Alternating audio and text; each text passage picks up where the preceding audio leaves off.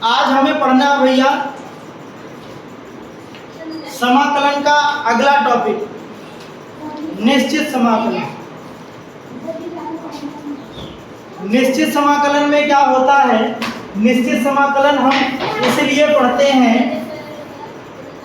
जैसे मान लो अपने पास कोई एक वक्र है, यूं ऐसे एक वक्र है, अगर इससे घिरे क्षेत्रफल को ज्ञात करना हो, यहाँ से लेकर यहाँ तक, ये वाला जो क्षेत्रफल आपको, ये क्षेत्र जो दिख रहा है, इसको ज्ञात करना हो तो मान लो x बराबर ये वाला जो है a है और ये x बराबर क्या है, b है ना। तो a से b के बीच में, x पर a से b के बीच में जो इस वक्र द्वारा क्षेत्र घिरा है, उसका क्षेत्रफल निकालने के लिए हम क्या पढ़ते हैं? निश्चित समाकलन पढ़ते हैं। और उसका क्षेत्रफल कैसे निकाला जाता है, अगले चैप्टर में एकदम एग्जैक्ट वही चीज बताया गया है, उसको आप सीखोगे। लेकिन अभी कैसे निकाला जाएगा वो सीखना है हमें। निश्चित समाकलन हल कैसे किया जाएगा वो हमें सीखना है। तो यहाँ तक बात आपके दिमाग में आया होगा कि हम क्यों पढ़ते हैं। तो पढ़ते हैं भैया किसी वक्र द्वारा घिरे क्षेत्र का क्षेत्रफल निकालने के लिए हम निश्चित समाकलन पढ़ते हैं, और उसको हम सीखेंगे अगले चैप्टर में। लेकिन इसको हल करना कैसे है उसको हम अब सीखने वाले हैं। जैसे मान लीजिए उदाहरण के लिए एक मैं सवाल ले लेता हूँ, एक सवाल ले लेता हूँ, उसी को समझाता हूँ। जैसे मान लो एक सवाल है अपने पास x², और निश्चित समाकलन में देखो अभी तक जो आप सीख रहे थे अनिश्चित समाकलन, उसमें यहाँ ऊपर और नीचे कुछ नहीं लिखा रहता, लेकिन अब यहाँ ऊपर और नीचे दो संख्याएं लिखी होंगी।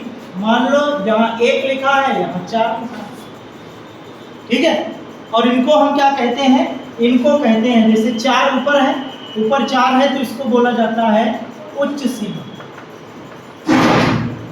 उच्च सीमा बोला जाता है, अपर लिमिट बोला जाता है। सीमा मतलब लिमिट, उच्च मतलब अपर लिमिट बोला जाता है। कौन है? 4 है। और इसको बोला जाता है निम्न सीमा। निम्न सीमा का मतलब, निम्न सीमा मतलब लोअर लिमिट बोला जाता है इसको, और ये 1 है इसमें। तो इस समाकलन में ये एक निश्चित समाकलन है, और कहां से कहां तक, यहाँ देखो 1 से लेकर, ये निम्न सीमा के 1 से 4 के बीच में इस फलन का क्या निकालना है? क्षेत्रफल। क्षेत्रफल निकालने के लिए ही इसका प्रयोग हम करते हैं। उसको हमने कहा अगले चैप्टर में विधिवत सीखेंगे, कोई दिक्कत नहीं। लेकिन अभी इनको हल कैसे किया जाता है उसको हम सीखेंगे। तो कुल मिला के अभी यहाँ इसको निम्न सीमा, इसको उच्च सीमा, और ये अपना फंक्शन है, इसी का समाकलन करना है। और यहाँ एक बात समझिएगा, यहाँ जब आप समाकलन करेंगे तो यहाँ पे c वगैरह नहीं लिखा जाएगा। c क्यों नहीं लिखा जाएगा? क्योंकि ये निश्चित समाकलन है। c के कारण ही उसको अनिश्चित समाकलन बोला जाता है, इसके पहले जो सीख रहे थे। लेकिन यहाँ पे c नहीं लिखा जाएगा, क्योंकि इसका एग्जैक्ट आंसर आता है। और ये क्षेत्रफल है, तो क्षेत्रफल हमेशा, क्षेत्रफल किस में होगा? अचर होगा ना, अचर संख्याएं मिलेगा। जब भी आप क्षेत्रफल निकालोगे क्या मिलेगा? अचर संख्या। अब कैसे निकलता है उसको ध्यान से देखो। सीधा सीधा जो फलन दिया रहेगा ना, अभी तक जो हम समाकलन करना सीखे हैं उसी तरीके से इनका समाकलन करेंगे। तो x² का समाकलन क्या होगा? x³ बटे में 3, प्लस में c होता है, c इसमें लिखा नहीं जाता, ठीक है। अब इसी को हम क्या कर देंगे? इसी को बड़े ब्रैकेट के अंदर लिख करके नीचे जो निम्न सीमा है उसको लिख दो, और ऊपर उच्च सीमा उसको लिख दो। प्लस में c नहीं लिखा जाता, इसको i बराबर आप लिख सकते हो, कोई दिक्कत नहीं। अब यहाँ से अचर बाहर आ जाता है तो अचर बाहर कर लो आराम से, कोई दिक्कत उसमें इधर उधर करना नहीं है, सीधा बाहर करिए। अंदर कितना बचा? x³ बचा, और 1 to 4 ये निम्न सीमा 1 से 4 जो हम लगाते आ रहे थे उसको हमने लगा दिया। उसके बाद क्या किया जाता है? उसके बाद सबसे पहले आप उच्च सीमा इसमें रखेंगे, फिर माइनस करके निम्न सीमा रखेंगे, फिर उसको हल करेंगे, वही आपका आंसर है, ठीक है। तो अब आगे क्या करने वाले हैं भाई? 1/3 पहले आप उच्च सीमा इसमें रखोगे तो ये हो जाएगा 4 क्यूब, माइनस करके निम्न सीमा रखोगे तो 1 का क्यूब। इसी को हल कर लीजिए तो 1/3 और गुणे में हो जाएगा 4 का क्यूब 64, 64 में से 1 गए 63 आ गया, और 3 से काटोगे तो कितना आ जाएगा 21। ये आपका क्या आ गया, यही आपका इस निश्चित समाकलन का मान है। हमेशा गिनती में आने वाला है। हमने कहा कि ऐसे में आप किसी निश्चित क्षेत्र का क्षेत्रफल निकालोगे आगे चल के, इसलिए ये क्षेत्रफल के रूप में आता है। क्षेत्रफल कैसा आएगा, हमेशा अचर आएगा, क्योंकि क्षेत्रफल है। तो इस तरीके से कुल मिला के इसको हम इस तरीके से करेंगे। इसको आपको पता होना चाहिए, निम्न सीमा है, ये उच्च सीमा है। समाकलन आपको कैसे करना है, जैसे अभी तक आप करते आए हो। समाकलन करने के बाद जो अचर हैं उनको बाहर ले लिया जाता है, और जो चर संख्या बचती है उस पर हम सीमा का मान रखते हैं। पहले उच्च सीमा, फिर माइनस करके निम्न सीमा, उसके बाद हल कर देंगे, आपका उत्तर आपके सामने। तो अब सीधा प्रश्नावली पे चलते हैं। बहुत आसान प्रश्नावली है, आराम से करेंगे, कोई दिक्कत है नहीं। ठीक है, चलिए प्रश्नावली पे आइए। हल करने का तरीका अभी सीख रहे हैं तो वही तरीके ही सीखेंगे। अब इसका प्रयोग कहाँ होगा उसको अगले चैप्टर में सीखेंगे, चैप्टर नंबर 8।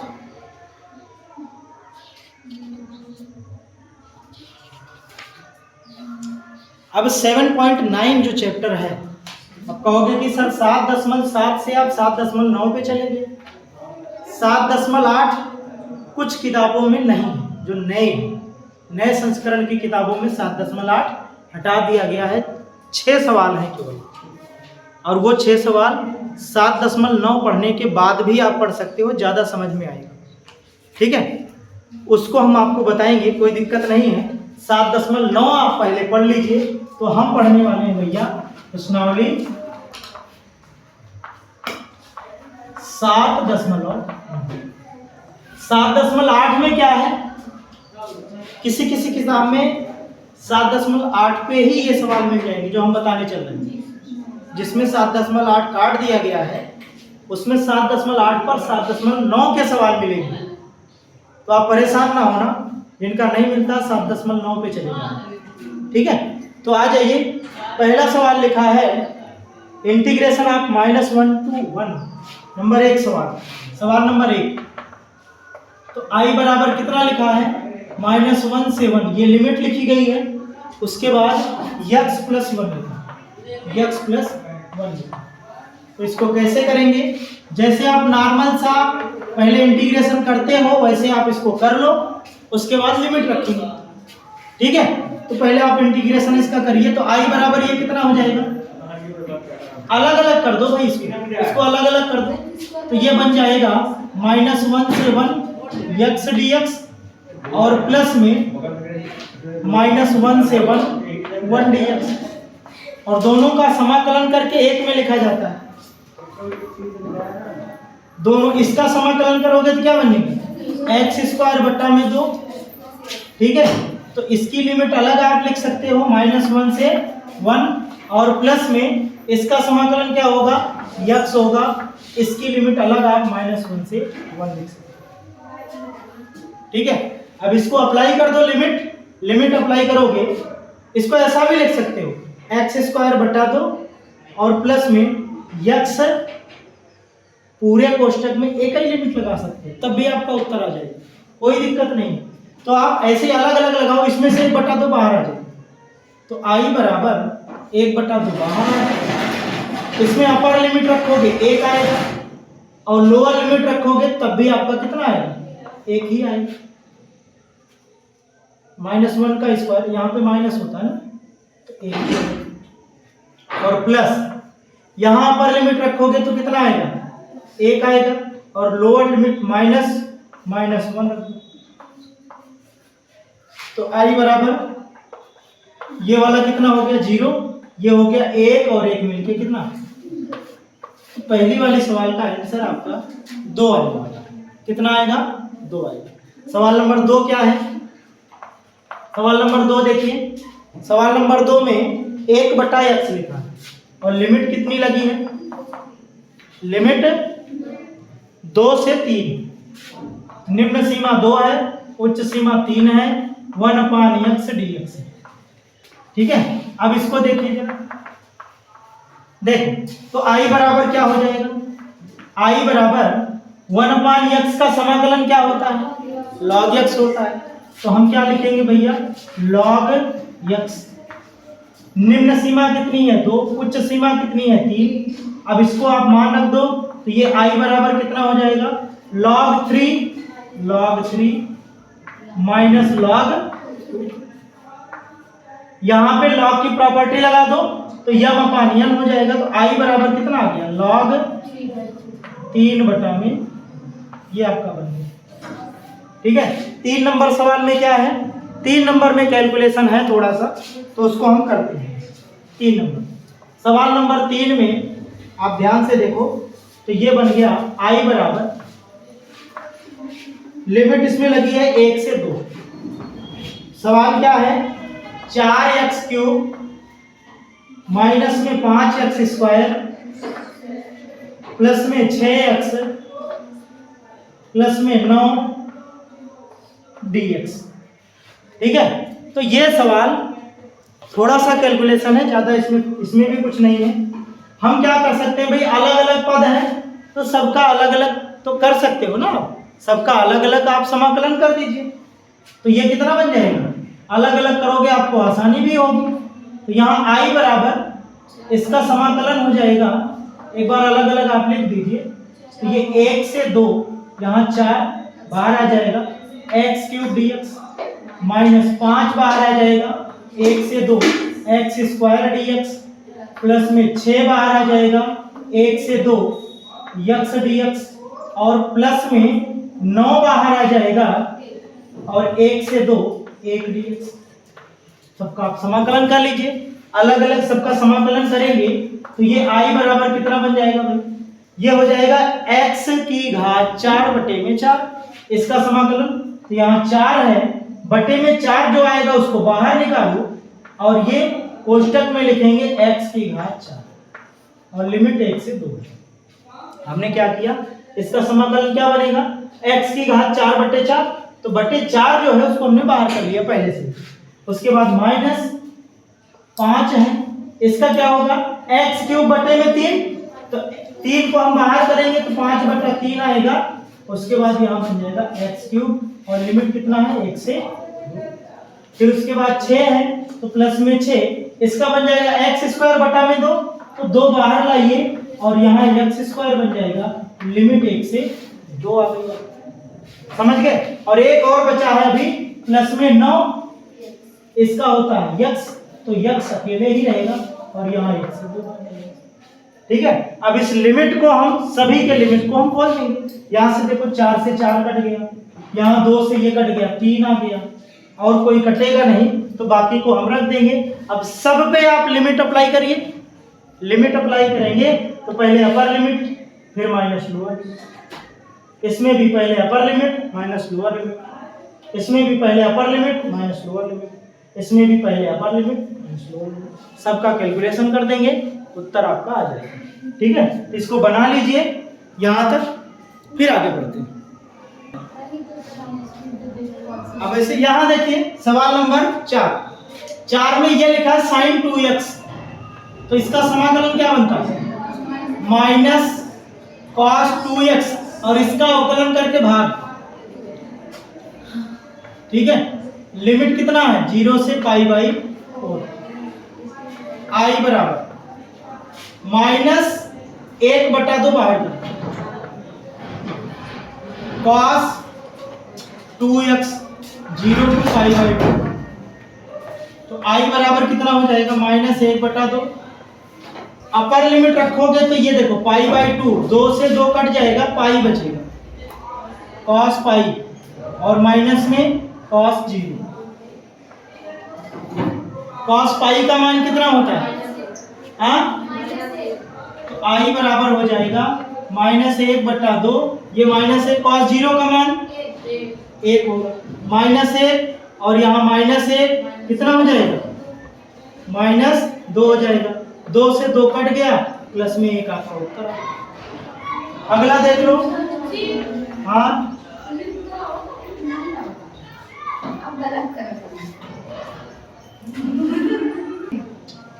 यहाँ देखिए, ये लिमिट जो है π/4 होना चाहिए। यहाँ π/4 रखेंगे, तो यहाँ π/4 रखेंगे तो π/2 आ जाएगा, ठीक है, और यहाँ 0 ही रहेगा। तो cos π/2 कितना होता है? कितना होता है भाई π/2?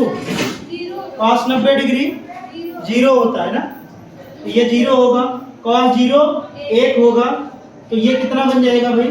तो यहाँ -1, ये ऐसा बन जाएगा, तो -1/2 और गुणे में -1, तो कितना आ गया? 10 में 2। ये आंसर आपका इसमें बनने वाला है, ठीक है। अगला सवाल इसमें, अगले सवाल में cos 2x का समाकलन क्या बनने वाला है? cos 2x का हो जाएगा sin 2x बटे में 2 होगा ना, तो इसका अवकलन करके भाग करोगे तो 1/2 बाहर कर लो, 0 से π/2 है, ठीक है। अब 0 से π/2 इसमें रख दो आप, i बराबर 1/2, जब यहाँ π/2 रखोगे तो ये हो जाएगा sin π, ठीक है, sin π हो जाएगा, उसके बाद हो जाएगा sin 0, ठीक है। sin π का मान कितना होता है? i बराबर 1/2 और गुणे में यहाँ 0, यहाँ भी 0, कुल मिला के ये 0। 6 नंबर में देखो, 6 नंबर में आप क्या करोगे?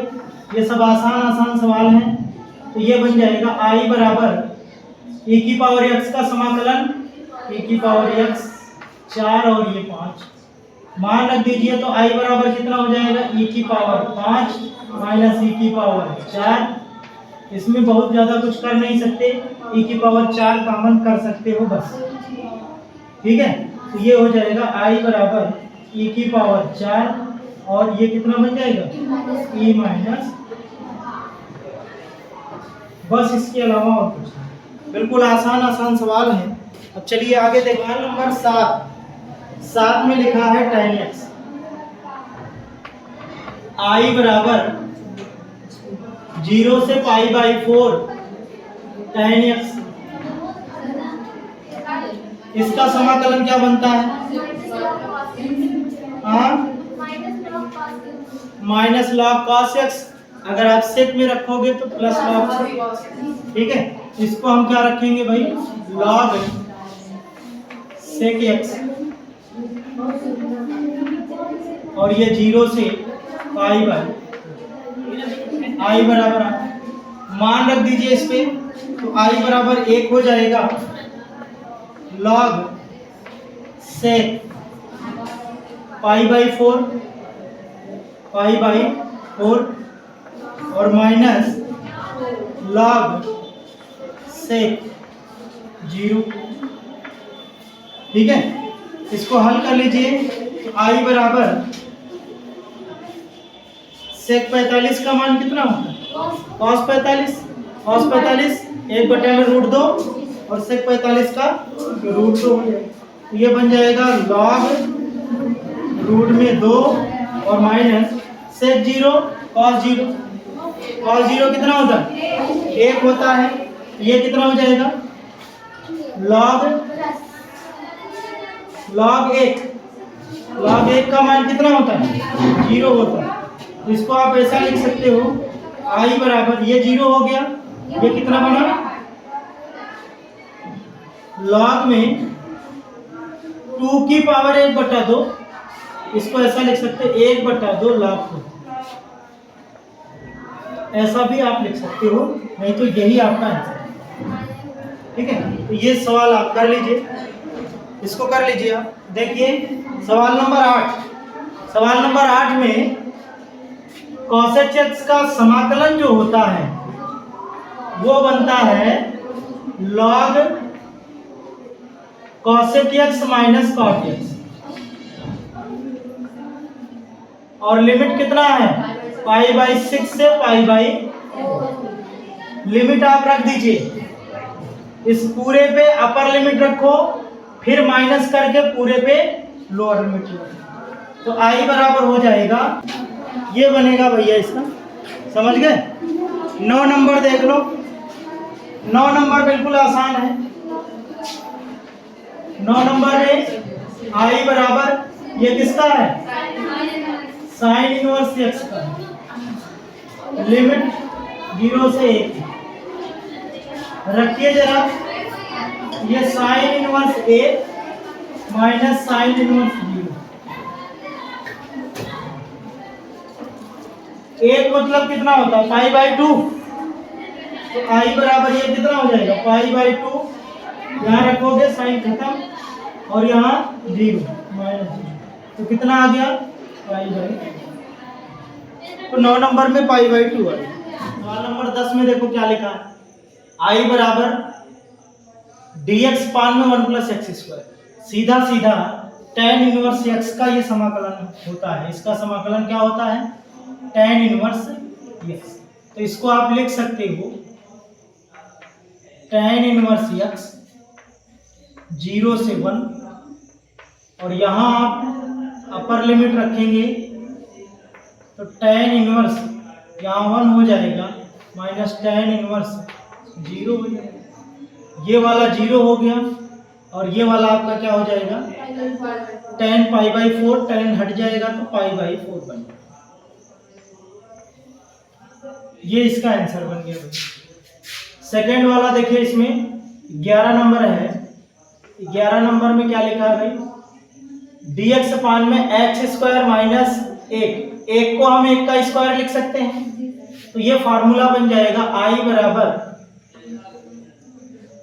1/2, तो उसको हम बाहर लिख सकते हैं log x माइनस ए एक्स माइनस 1 अपान में x प्लस ए एक्स प्लस 1, और लिमिट कितना है 2 से 3 रख दीजिए आप, तो आई बराबर हो जाएगा 1/2 log,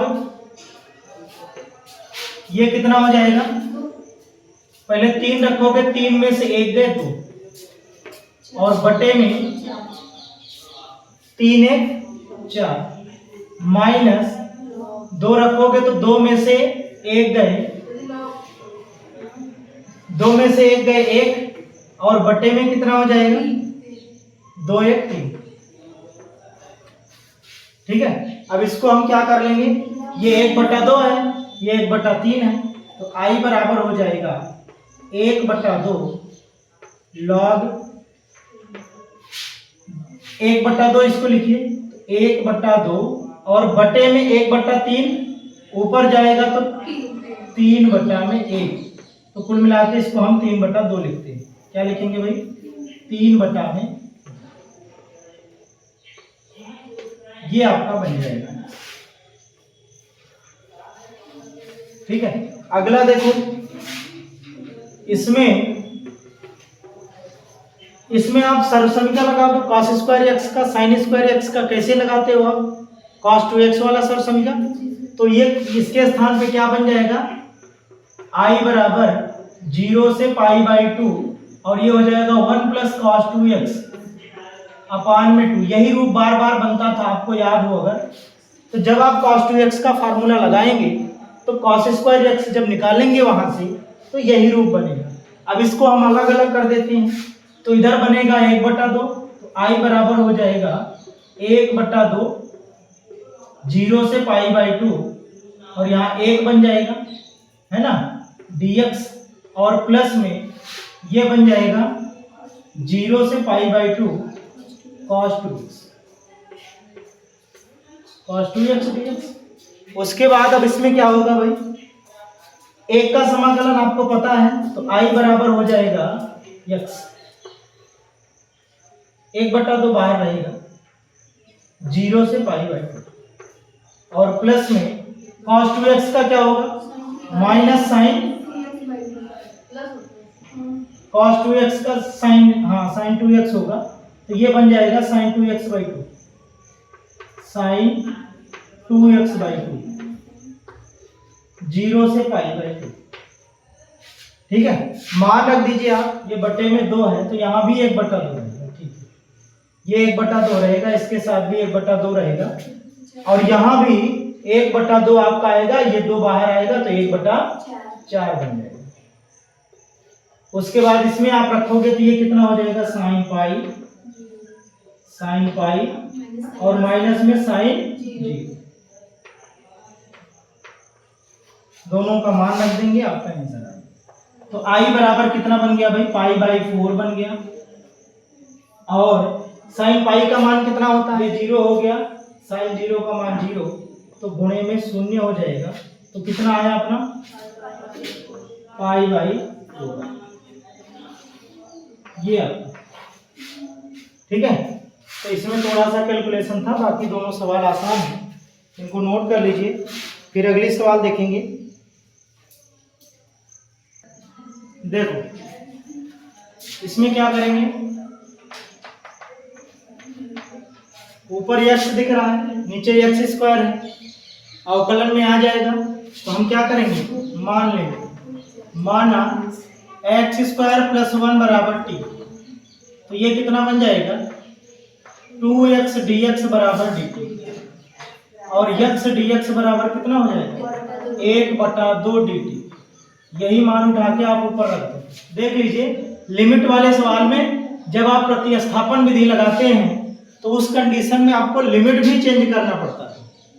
ठीक है, लिमिट चेंज करके भी आप मान निकाल सकते हो। अगर चेंज कर लेते हो तो t के पदों में ही आपका मान आ जाएगा। अगर चेंज नहीं करते हो तो फिर t के स्थान पे आपको x के पदों में मान रखना पड़ेगा। तो उसके लिए आप यहीं से चेंज कर लो।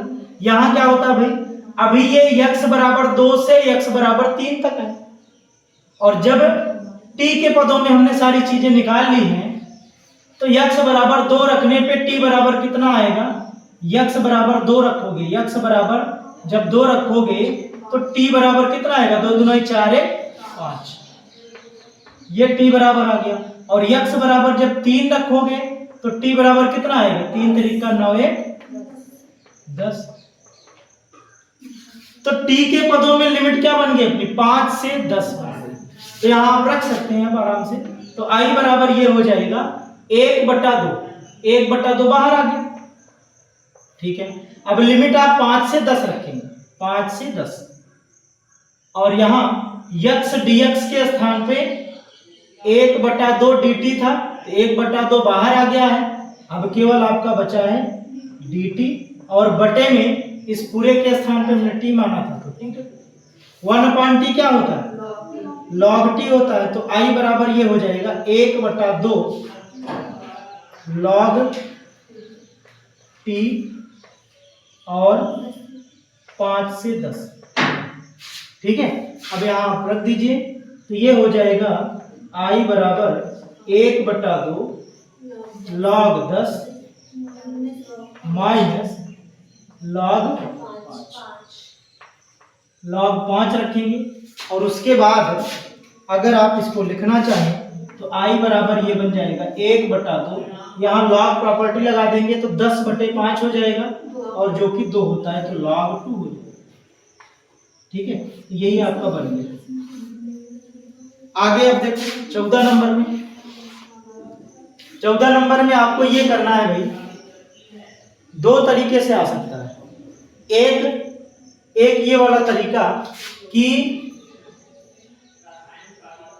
2x + 3 को हम क्या लिख सकते हैं, a d/dx ऑफ 5x² + 1 और प्लस में b। ये रूप आप बना सकते हो, ये तरीका आपको बताया गया है कि ऊपर क्या लिखा जाता है, ऊपर आप उसको लिखोगे, ऊपर इसका रूप आप क्या बना सकते हो, नीचे वाले के अवकलन में किसी एक संख्या का गुणा करेंगे और ये रूप बनाने के लिए कोई एक संख्या जोड़ेंगे अवकलन में। तो बस ये कार्यक्रम हम कर चुके हैं, इसको भी आप कर सकते हो। नहीं तो इससे अच्छा क्या अभी आपको दिख रहा है, ऊपर वाले पद को आप अलग अलग तोड़ दो। तो ऊपर वाले को तोड़ोगे तो ये बन जाएगा 0 से 1, ये हो गया 2x बटे में 5x² + 1 dx, और प्लस 3 बाहर आ जाएगा, 1 बटे में 5x² प्लस 1 dx, और यहाँ भी लिमिट आपकी 0 से 1 हो जाएगी। ठीक है, यहाँ आप इसको क्या कर सकते हो, मान सकते हो। यहाँ पे इसको आप I1 मान लो, इसको I2 मान लो, अलग अलग समाकलन करके इसी में रख देना। तो ये I बराबर हो जाएगा I1 प्लस I2। I1 बराबर कितना है, I1 बराबर है 0 से 1 2x अपान में 5x² प्लस में 1 dx। ठीक है, इसका समाकलन क्या बनेगा, इसका समाकलन बनाने के लिए बहुत आसान चीज है।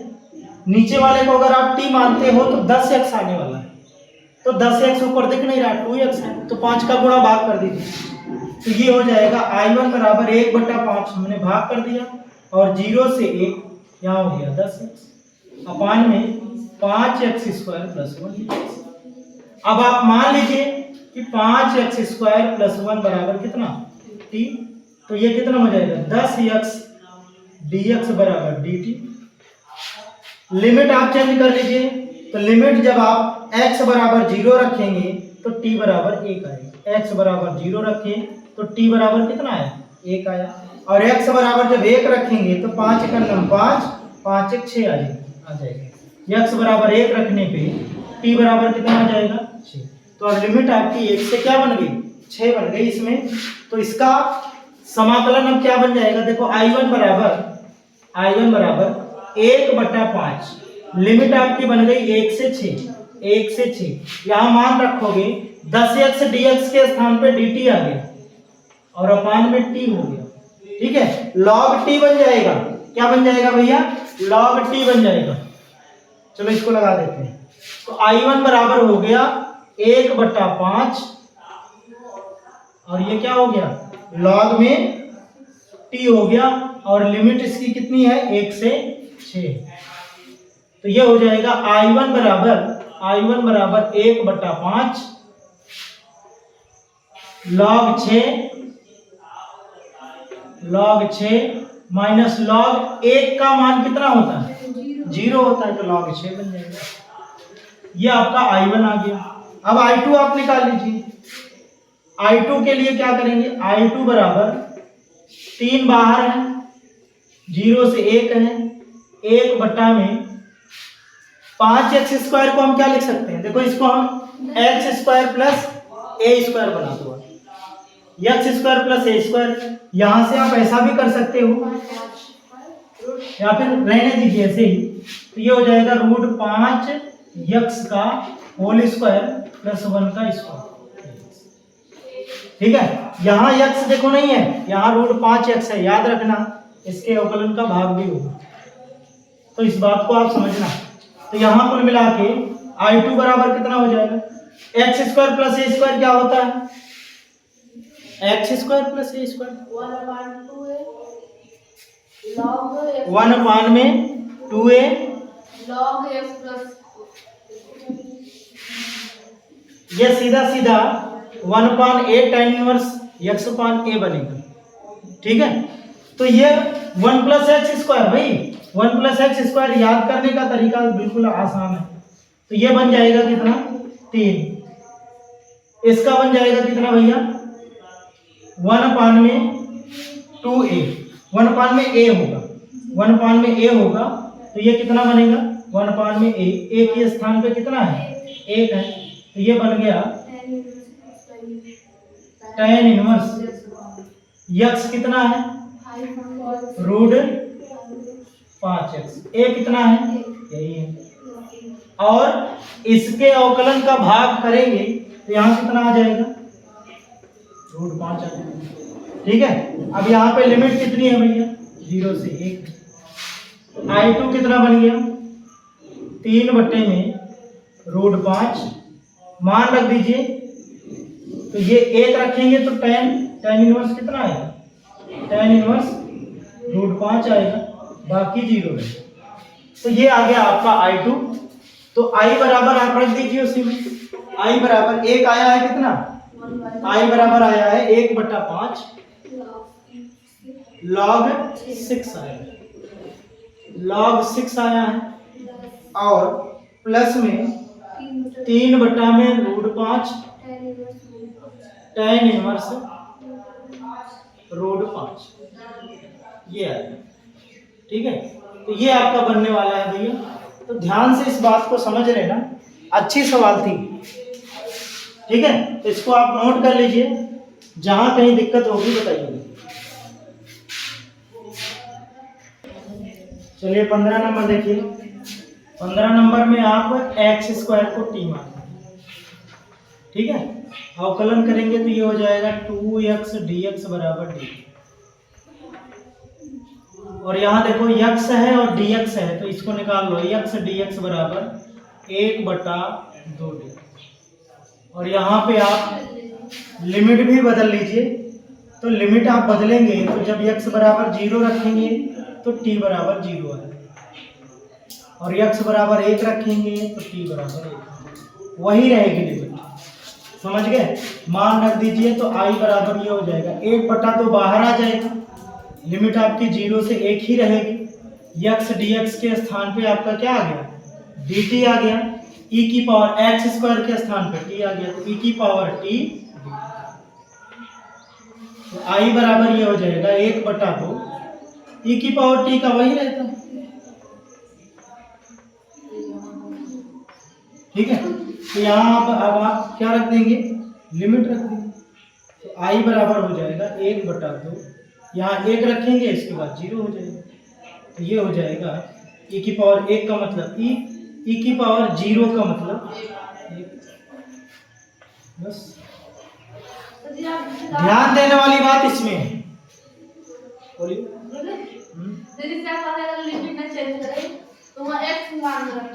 तो वहां फिर आप जब t आ जाए तो t के स्थान पे जो मान है x² रखिए, तब जाके लिमिट रखिए। ठीक है, तो बस इतना सा करना होगा, आ जाएगा तब भी। अब यहाँ इस सवाल में देखो ध्यान से, इस सवाल में आपको ये ध्यान देना है, ऊपर का घात नीचे की घात बराबर आ गई, तो ये उचित फलन नहीं है। उचित भिन्न है कि नहीं है? नहीं है ना, बताया था कि नहीं बताया था इस टाइप से। जब ऊपर की घात नीचे की घात से ज्यादा हो या उसके बराबर हो तो उसको उचित भिन्न नहीं बोला जाता। फिर उसके लिए क्या करना पड़ेगा? भाग करना पड़ेगा। भाग करिए तो किसमें भाग करेंगे? 5x² में x² + 4x + 3 का भाग करेंगे। भाग करेंगे तो कितनी बार जाएगा? 5 ही बार जाएगा। तो ये कितना आ गया भाई? 5x² + 5 × 20x + 15, और घटाएंगे तो माइनस माइनस माइनस ये कट जाएगा, -20x - 15 ये आ गया। इसको लिख सकते हो कितना? i बराबर ये लिखा जा सकता है 1 से 2। 5 माइनस, देखो ये माइनस है ना, माइनस इसको 5 माइनस 20x + 15 और बटे में ये वाला x² + 4x + 3। ठीक है, ये बन गया आपका। अब आप अलग अलग इनका समाकलन करेंगे। इसमें क्या लगाओगे? इसमें आंशिक भिन्न लगेगा। आंशिक भिन्न में इसको बनाना पड़ेगा, क्योंकि खंड करके आप देख लेना। इसको आंशिक भिन्न में बदलेंगे। ये वाला आपका दिख रहा है x आने वाला है, कोई दिक्कत नहीं। तो आंशिक भिन्न में बदलोगे तो सबसे पहले आप इसी में से इसको आंशिक भिन्न में बदल लेते हैं। ठीक है, तो ये बन जाएगा 20x + 15 और बटे में इसका खंड करिए जरा। इसका खंड करेंगे तो x² + 3x + x + 3, तो ये बन जाएगा कितना बनेगा भाई? 20x + 15 बटे में एक में हो जाएगा x + 3, एक में हो जाएगा x + 1। होगा कि नहीं होगा? x + 3 x + 1 बन गया।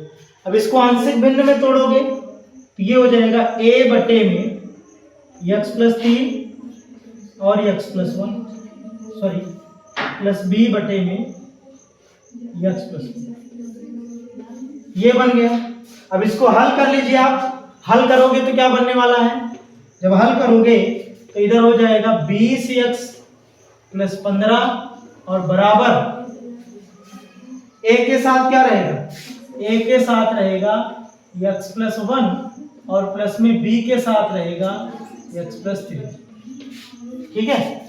अब उसके बाद क्या होगा भाई, x बराबर कितना रखोगे, -3 रखो। जब x बराबर -3 रखोगे तो ये बन जाएगा -20, 20 3 60, -60 प्लस 15 और बराबर ये 0 हो गया। यहाँ -3 में से 1 गए, -2 घटाइए तो ये कितना हो जाएगा, -50 45 बराबर -2। तो a बराबर कितना आया, 45 बटा में। अब दोबारा से क्या रखोगे आप, दोबारा से आप x बराबर कितना रखोगे, -1। तो जब यहाँ -1 रखोगे ये हो जाएगा -20 प्लस में 15 बराबर में 2b हो जाएगा और घटाओगे तो -5 बराबर 2b। b बराबर कितना आ गया, -5 बटे में। तो इसके बराबर में कितना आ जाएगा, इसके बराबर में आ जाएगा 20x प्लस 15 बटे में ये पूरा आप लिख सकते हो, कहने का मतलब x स्क्वायर प्लस में 4x प्लस में 3 बराबर आ गया। a के स्थान पे आप कितना रखोगे, 45 बटा 2। ये हो जाएगा 45 बटे में 2 x प्लस 3 और -5 बटे में 2 x प्लस 1। इतनी चीजें आपकी आती हैं। अब उठा के मान आप यहाँ रख दो तो इसका समाकलन क्या बनने वाला है। अब i बराबर हो जाएगा ये 5, 1 से 2, 5 बाहर आ गया, 1 dx और ये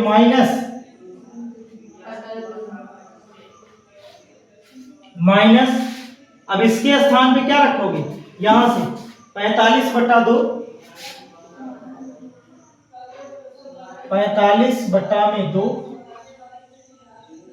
इंटीग्रेशन किसका करना है, 1 बटा x प्लस 3 का। लिमिट कितना है भाई, 1 से 2। फिर उसके बाद माइनस लगा है तो माइनस लगा दो, 5 बटा 2 आ जाएगा बाहर। इंटीग्रेशन किसका करना है, 1 बटा में x प्लस 1। ठीक है। अब ये कोष्टक हटाओगे तो ये माइनस प्लस बनेगा। ठीक है। इसके आगे इसका x बन जाएगा, लिमिट 1 से 2 रहेगी। इसका log x प्लस 3 बन जाएगा, लिमिट 1 से 2 रहेगी। और इसका log x प्लस 1 बन जाएगा, लिमिट 1 से। अच्छा, लिमिट इसमें 1 से। ठीक है। तो कुल मिला के इसके आगे अब आप कर लीजिएगा, नोट करिए इसको आप भैया पूरा कर लेना। इसके आगे अब ज्यादा कुछ है नहीं। ठीक है। इसको पूरा करके बाकी आगे के जितने भी सवाल हैं, सिंपल सवाल हैं, उनको आप कर लीजिएगा। नहीं आता है तो फिर बता देंगे। बाकी अब कल से प्रतिस्थापन द्वारा निश्चित समाकलनों का मान ज्ञात करना आपको बताया जाए और कोशिश करेंगे कि कल ये प्रश्नावली खत्म भी हो।